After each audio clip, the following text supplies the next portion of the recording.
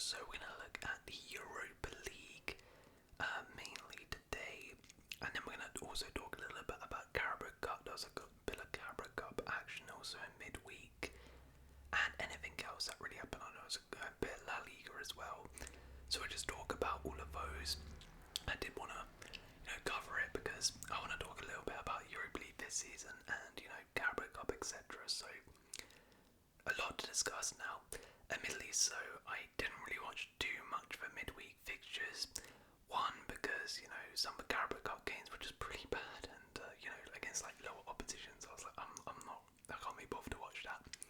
But two, I actually wanted to watch some Europa League. Like, I watched a couple Europa League games, but I wanted to watch like the highlights of all the other games, etc. So I could talk a little bit about the games in depth. Unfortunately, I don't know what it is, but in England, like, I couldn't find anywhere that showed any of the highlights of any of the games besides like the British clubs playing, which is really frustrating. So I can't really comment too much on most of the games. So essentially, it's just going to be me reacting to some results, some of the talking points that happened in midweek. But anyways, we'll start with the Europa League. We might as well start with one of the British clubs, Rangers, who won 2-0 away at Malmo. I did manage to see the highlights of this game. He scored in the first minute, which is pretty mad. It was a really, really nice goal, to be fair. Brilliant pass. I'm not sure. Yeah, Cyril Dessers went round the keeper, struck the post. By the way, this Cyril Dessers guy, he's like proper like clunky. He's really, really clunky. Proper number 9. I didn't realise he was sort of like this big, but yeah, he had a couple chances. He probably should have scored today, but couldn't score. But Rami scored, and then this second goal as well was really, really nicely taken by McCausland. Rangers with the win at Malmo, and actually really impressive win. Actually, their first ever win on Swedish soil. Now I don't know how often they've actually played in Sweden, so I'm not sure how impressive that is. But Malmo actually have started the season really, really well. Malmo, I think some people thought were actually going to beat Rangers at home as well. Rangers haven't necessarily, been amazing, so this was a really, really good performance by Rangers. Absolutely dominated Malmo. Didn't even have a shot on target. One thing I didn't realise is Pontus Jansson, the former Brentford and Leeds man, plays for Malmo. But yeah, Rangers absolutely superb win for them. And let's see, who knows, it might be able to have another run in Europa League this season. That would be super, super cool. But a great, great, great start to Europa League for them. Spurs 3, Carabao 0. Goals on Thomas Solanke, Papsar, Brennan Johnson, and there was a red card to Radu Dragusin. Now this was a chaotic game, absolutely chaotic. I thought I was expecting to be honest, I was expecting a 3-0, 4-0 win for a comfortable one for Spurs at home to Carabao from Azerbaijan, I believe.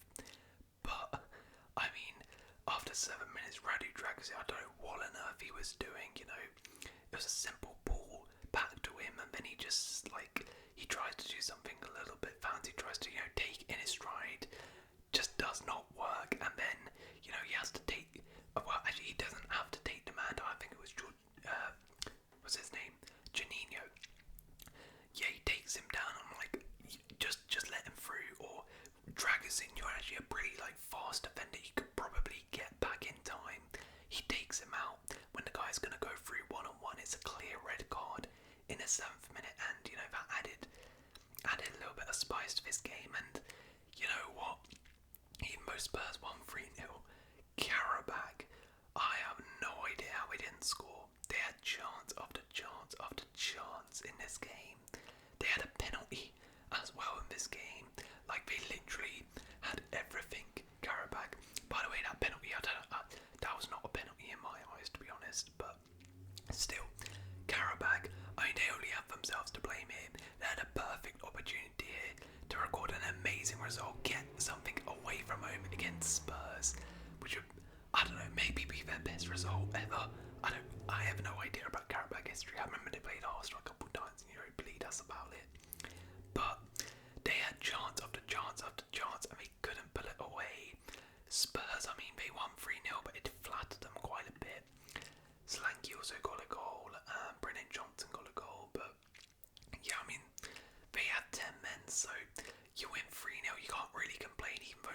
scoreline, the performance was amazing. They had 10 men, they got the job done. As it says here, yeah, there were some positives to take. Bergvall and Archie Gray got their second starts.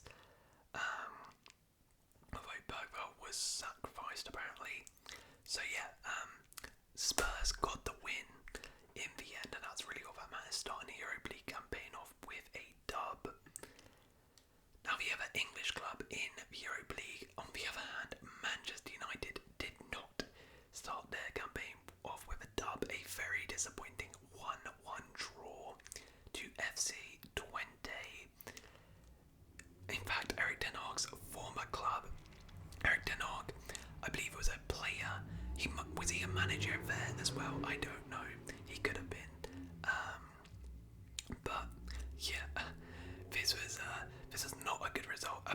I saw apparently before he said, yeah, it was actually his boy at club. Before the game, he said, it hurts that I'm gonna have to, beat my whole club, etc. Well, that didn't happen, mate.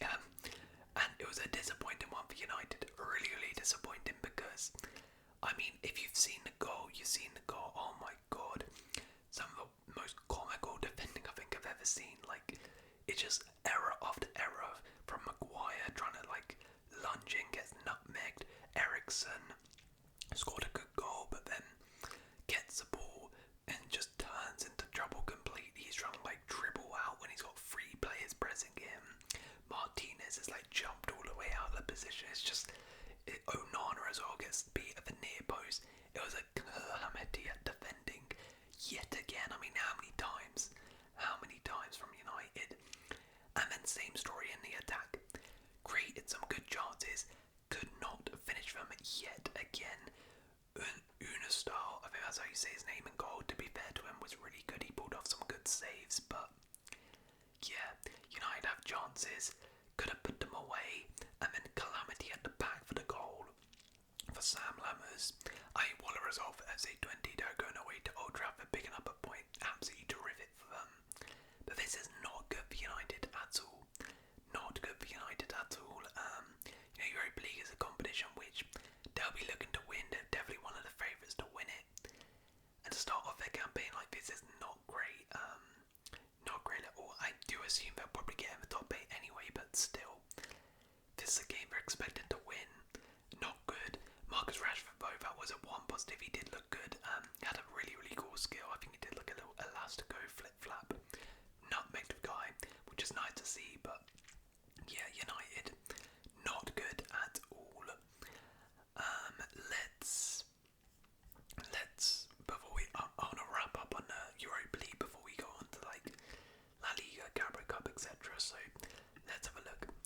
So AZ Alkmaar beat Elfsborg 3-2. There was a red card there. Troy Barrett scored for AZ Alkmaar. Alkmaar have been really good in the Eredivisie, so started off in the Europa League strong. They'll be maybe a bit of a dark horse potentially to win this competition. There was a bit of a shock here though. Bodo Glimt 3, Porto 2. 10 men Bodo Glimt as well, beating Porto, who are one of the favourites for the competition. Samuel Marodion did score on his Europa League debut for Porto, but Bodo Glimt, man, Bodo Glimt at home are a problem. They are a problem for a lot of teams. I remember, last couple of years really they've been good in European competition, whether that be Europa League or Conference League. Especially at home, Bodo Glimt are a problem with their fans. Jean-Pierre Horger, if you remember him, I think he played for Frankfurt, got a brace in this game. Not good for Porto, but watch out for Bodo Glimt, man. Watch out for Bodo Glimt. Anderlecht got a 2-1 win. Another red card. I mean, don't know what it is with the Europa League and a red card, but there's a red card here, there's a red card here, there's a red card here, there's a red card in the Spurs game, and there's 2 red cards here. I don't know what. The people in the Europa League just have zero discipline. I have no idea what's going on. But yeah, Dinamo Kiev lose 3-0 to Lazio. I mean, 2 red cards here. Buladia with a brace. Dele Bashiru. Is that the one who used to play for Manchester City? I'm not too sure, but this is actually a really impressive win for Lazio. Dinamo Kiev are a pretty decent side, to be fair. So Lazio, a big win for them. Again, maybe a bit of an outside dark horse.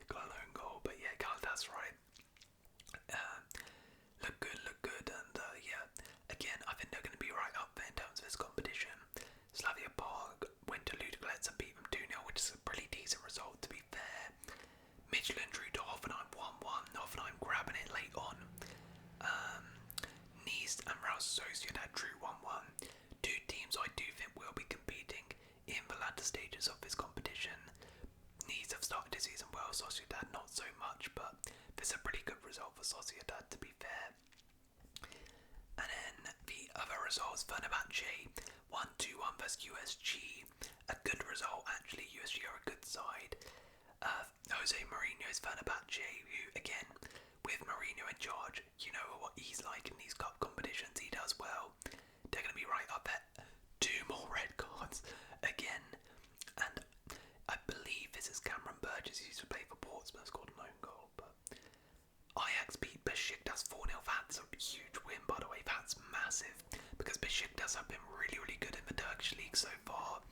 Jerome Mobley's been like banging in the goals, and he did not play. He came on at half time.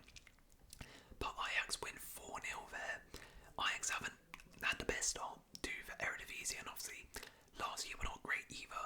But that's a big win, and who knows, maybe they could have a good run in Europa League this season. An absolute banger here. Frankfurt 3, Victoria Pleasant 3. 92nd minute equaliser.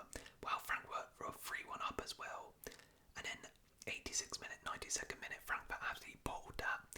That's disappointing. Frankfurt, again, one of those teams you would think would potentially go on a bit of a run this season. FSB 141. I think I actually have a subscriber who's a fan of that club, because I put a community. But actually, let me get the results of that poll up. I put a community post poll up where I asked you guys who's winning Europa League. Honestly, you guys actually said, who did you guys say? Because one of you wrote that they would win the Romanian club. I mean, decent start, to be fair. Okay, well, wow, I did not expect this. Spurs currently have 25% of the votes. And they are, you think, are going to win it. Although 24% is Man United, 16% is Roma, 20% is Fenerbahce, and then 15% of you said other. We got Galatasaray in there, Besiktas, Bilbao, Sociedad, and yeah, FSB, which is Bucharest, right? I'm pretty sure. Olympic Lyon won 2-0 against Olympiacos. That's a pretty good result from Lyon. Ryan Cherki scored. Olympiacos are a good side, obviously won the Conference League last season, so pretty good from Lyon. 1-1 Roma Atletico Bilbao, 2 clubs who are definitely going to be in those latter stages of the competition. This is a really, really good clash. Artem Dopvig, I mean, I guess makes sense scoring against Europa League or La Liga opposition in this game, but 85th minute got begged back. That's the result for Atletico Bilbao there. That's a big one. Ivan Juric, the new Roma manager, yeah, probably won't be too happy with that. Wow. Here we go. 2 more red cards, 98th minute and 99th, but I don't know what on earth's gone on here. But, so, Maccabi Tel Aviv were 1-0 up with a penalty. 88th minute, Bruma scores to make it 1-1. 95th minute, they get a pen, 2-1. 98th minute, a red card. 99th minute, another red card. Absolutely lost their heads there. Right. So that was, actually no, let's go to Carabao Cup. Let's go to the Carabao Cup results. Actually, I'm gonna have to go, I think if we just go to football, it should come up, because it's not European football. Where is it? Actually, mate, let's just go to scores and fixtures. Yeah, that's probably best. Let's go to Tuesday. Show scorers. Yeah, so Carabao Cup fixtures then. Chelsea won 5-0 against Barrow, and Gunku got a hat-trick. Petronello scored as well. Yeah, I didn't actually watch this game because I was like, I'm not watching us against Barrow. I mean, sure, I could watch us, but I knew we were going to win anyway. I'm not going to get gassed up here, but yeah, Gunku got a hat-trick. Cool. Good run out for some of the bench players. I mean, something that was interesting though was that Ben Chilwell actually came on at half time, sort of reintegrated back into the side, which is interesting. Obviously, Maresca said he had no future with us, but maybe we'll see him feature a bit more. Man City won 2-1 versus Watford. I mean, maybe a little bit nervy with that late goal from Tom Ince, who I did not realise is still playing in the Championship. But yeah, Man City, I believe there was a youngest ever. Yeah, Branthwaite is like the youngest ever City player or something. He's like 16, played in this game. Leicester required penalties to beat Walsall. They won 3-0 on Danny Ward for hero. I think he saved all three, yeah. Low to his right for all three Walsall spot kicks. Wow. So Walsall put all three spot kicks in the same spot. Are you kidding me? But yeah, that's a heartbreak for Walsall. Leicester dodged a bullet there. Dodged a bullet. Villa also dodged a bullet there. Took their time, but eventually beat Wigan. John Duran also got on the score sheet again, but it was a close one. In Wednesday, Arsenal beat Bolton 5-1. Ethan Nwaneri got a brace. Raheem Sterling got his first goals for the club. A lot of youngsters played in this game. Porter played, I think he's like 16 as well. Lewis Skelly, Nichols, Kaguri, Kabia. I mean, yeah, pretty impressive actually that they played a lot of youngsters and still managed to slap up Bolton like this. Fair play. But this was more impressive. 5-1 Liverpool beat West Ham, an absolute battering. Another red card. Gakpo to Jota to Salah goal. Chiesa assist, Nunes assist. I mean, the attacking depth Liverpool have is amazing. I saw the Gakpo goal as well was really, really nice. Yeah, absolutely incredible. Beating West Ham like this 5-1, a really, really good result by them. West Ham though, God. Things are not great. I mean, things aren't going amazing in the league now, and then to be battered like this in the cup is not good. Not good for Julian Lopetegui, not been the best of starts for him. But what a start for Arnie Slot, right? And yeah, the attacking depth is amazing. Gakpo on fire now, Jota on fire now. Chiesa looks decent. He made his debut. Nunes, of course, scored on the weekend. Salah. They got Diaz as well, who's on form. Yeah, just so many attacking options for Liverpool, and what a start for them. Now the draw was also made. We'll go through the draw. If I can try and find it. Where would it be? No. Alright, how about I go to leagues and cups? Should be like League Cup. EFL, wait, no, it's not the EFL Cup, is it? Wait, it could be the EFL Cup. I swear that's not. Is it EFL Cup? Okay. Yeah, there we go. There's the draw. So, Carabao Cup draw. We have Brentford at home to Sheffield Wednesday. You would probably expect Brentford to win that. That's a pretty good tie for Brentford, to be honest. Who might be able to have a cup run this year. That'll be really nice for them. Southampton at home to Stoke. Yeah, that'll be close. I would expect Southampton to win that though. Tottenham versus Man City. Damn. That's gonna be really good at home. Spurs maybe could do something. I'm pretty sure they faced in the cup last year. It was FA Cup though. So we'll see what happens there. Wimbledon or Newcastle to play Chelsea. Well, I mean, if Wimbledon win that, I'll be very happy about that. But probably be Newcastle and Newcastle away. Oh God, that's a real tough draw. That's a tough one. We did beat Newcastle in the Carabao Cup last year. Man United at home to Leicester. You would expect United to win that. Brighton at home to Liverpool. This is going to be a great tie. This is going to be absolutely fantastic. Can't wait for this one. Preston at home to Arsenal. You know what? If Arsenal rotate and use their youngsters again, Preston could potentially do something there. They'll fancy their chances. And then Villa at home to Palace. This is going to be a real 50-50. I think it's going to depend on who's going to take that game more seriously, who's going to play their starters, and they'll win that game. But yeah, some interesting ones there. Right, let's go back here. So, I think, yeah, there was some other, like, there was La Liga. Another win for Barcelona. Lewandowski scored 1-0 against Getafe. Let's go back here. Nope. Tuesday. Sevilla 1-2-1. Ramdrip on 3-2. Mbappe and Rodrigo scored. Vasquez scored, and then 2 late goals. A little bit of nerve, and then Endrick should have been sent off. He pretty much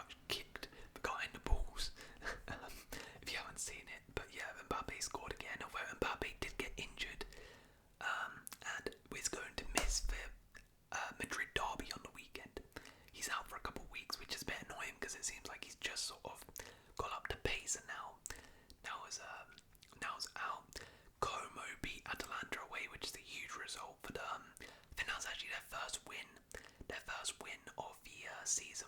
So fair play to them. Speaking of Como, Rafa Varane recently retired from football, got an injury, and yeah, had to call it quits, which is sad to see. But what a career he had! An absolute brilliant player. Won everything there was to win. So yeah, fair play to him. And then what else do we have? Any other results? I swear there was. Yeah, there we go. Yeah, Barcelona won 1-0. Lewandowski scored. I swear Atletico Madrid played. That's I'm tripping. It's Thursday. Yeah, there we go. Villarreal 1-2 on Jose Perez brace. Yeah, Atletico Madrid 90th minute. Julian Alvarez coming in clutch with the goal. Napoli won 5-0 in the cup there. I think that's pretty much it then. Yeah, there. Varane retires, so yeah. Not bad.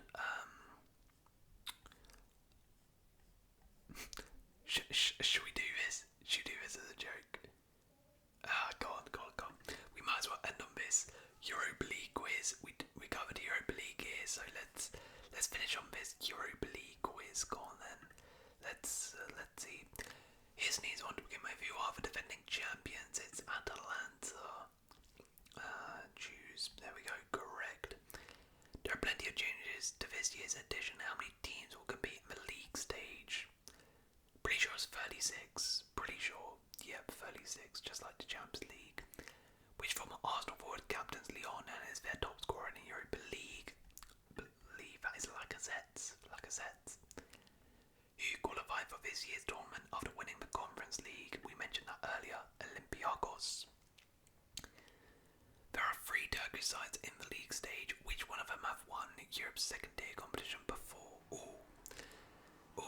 Besiktas, Fenerbahce, Galatasaray. I think it's Galatasaray. Surely it's Galatasaray. Yes, Galatasaray. Okay. Sticking with the Turkish league, which serial winner is in charge of Fenerbahce? The one and only special one, Jose Mourinho. Roma were runners-up in the 22-23 edition. Who manages for Serie A side? That is Ivan Juric. Who was the top scorer in the Europa League last season with 10 goals? Lukaku, Aubameyang, or Joao Pedro? I know Joao Pedro scored a lot, but I don't actually know the answer to this. But Brighton went out pretty early. Let's see, stat padded early. Lukaku, I don't think it was him. It was not him. Roma did not go. Roma did do decent, but he didn't go that far. Could be Aubameyang. I think it was Aubameyang. You know, Marseille did pretty well. I'm gonna go Aubameyang. Yes, it was Aubameyang. Okay. Which English side won the first edition of the UEFA Cup in 1972? Chelsea, Wolves, or Spurs? God damn, I have no idea. 1972. See, I'm pretty sure it's not Wolves. I think it's Chelsea or Spurs. Oh, back to boys. I'll go Chelsea. Go on. Okay, it was Spurs. So yeah, won the Europa League more than any other side. How many times have he lifted the trophy? Right. So they won, I'm pretty sure 3 in a row. I don't know if this is counting UEFA Cups though as well. I think it's 5 or 7. I'll go 5. Damn, they won 7 times. Alright, 8%, not bad. Anyways, that is pretty much everything